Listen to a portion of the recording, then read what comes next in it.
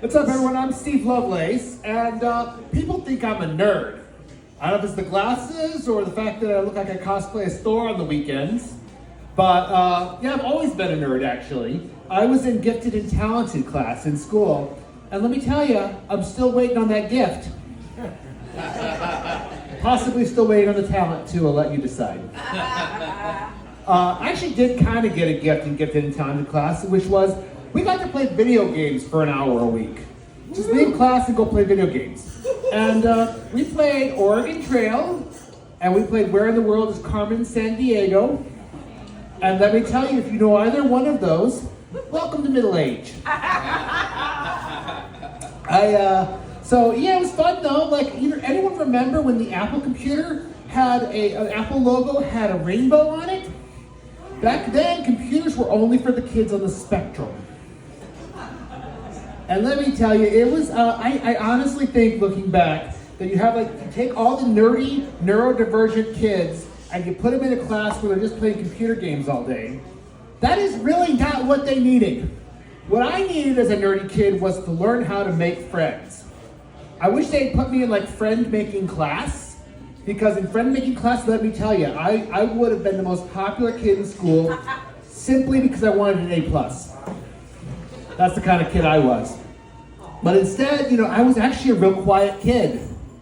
Yeah, I know, I don't know what the hell happened there, but I was a very quiet kid. And at my elementary school, they would, if the cafeteria got too rowdy and loud, they would make all the kids stand in line on the playground instead of on the swing sets. And yeah, collective punishment is illegal under the Geneva Convention. That makes the lunch ladies at my school literal war criminals. They didn't make everyone stand in line though. They made the good kids like, hey Steve, you've been quiet, because they don't have any friends. You've been quiet, why don't you go play on the swing set all by yourself where all of your classmates stand there and watch. And let me tell you, I think that's how I ended up as an exhibitionist. I have to say, it was. I did eventually learn to make friends. It just took several years of therapy. My therapist told me that I have attachment trauma, which means I'm not attached. So hey, ladies. Hey. I have to say though, having mental health issues does help. Yeah, it really does. It helps with the comedy career.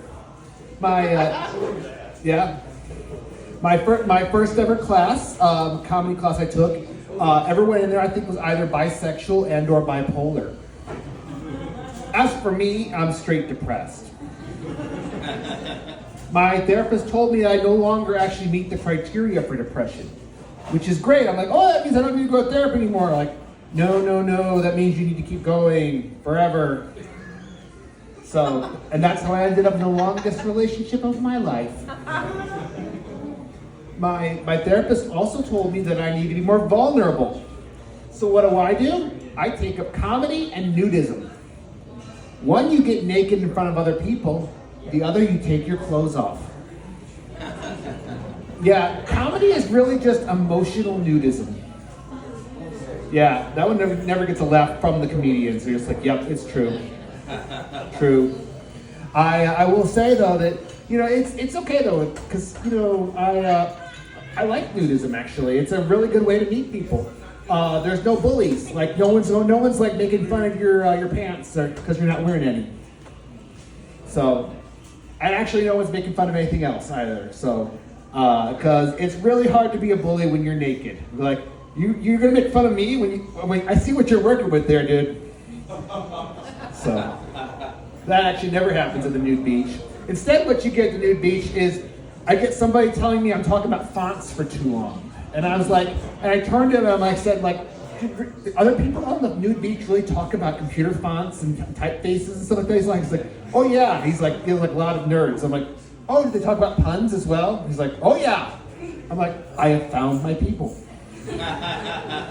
I have to say though that, it's interesting. The first time I went to a nude beach was in Seattle, and then I went to the one in Austin as well.